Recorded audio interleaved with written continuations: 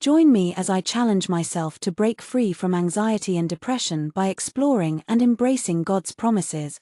In times of struggle, it's easy to feel like we're alone in our battles. But I want you to know that you're not alone, and there is hope.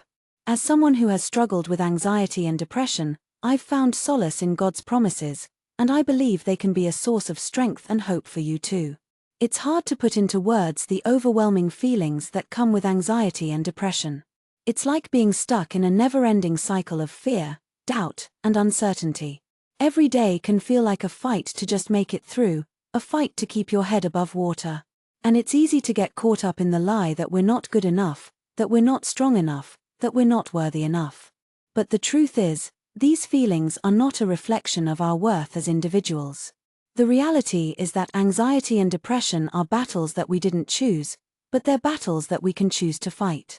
And I believe that faith can be a powerful weapon in that fight. When we're at our weakest, God is at His strongest. And He wants to meet us right where we are, in the midst of our struggles, and offer us hope and comfort. But what does this look like in practice? For me, it's come down to embracing specific biblical promises that offer comfort and encouragement. Psalm 34 verse 17 says, "The righteous cry out, and the Lord hears them, He delivers them from all their troubles."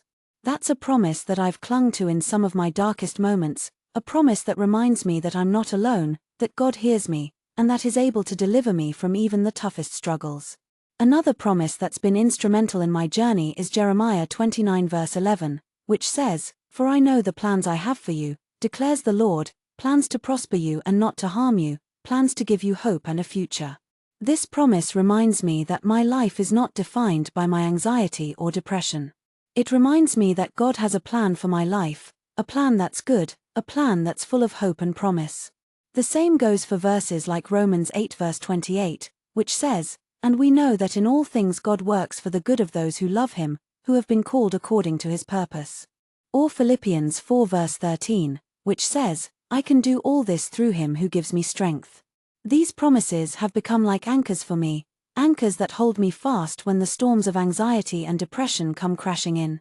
I remember a particularly dark season in my life when anxiety and depression had taken hold of me. I was stuck in a cycle of negative thinking, and I couldn't see a way out.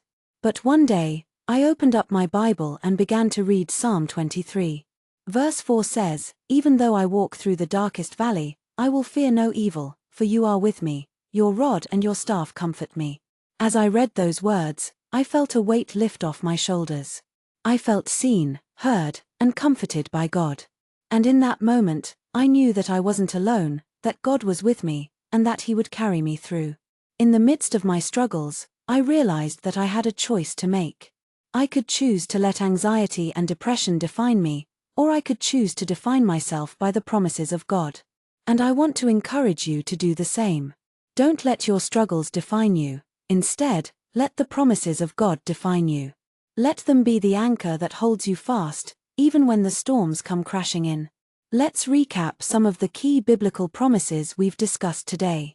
We've seen that God hears us, delivers us, and has a plan for our lives.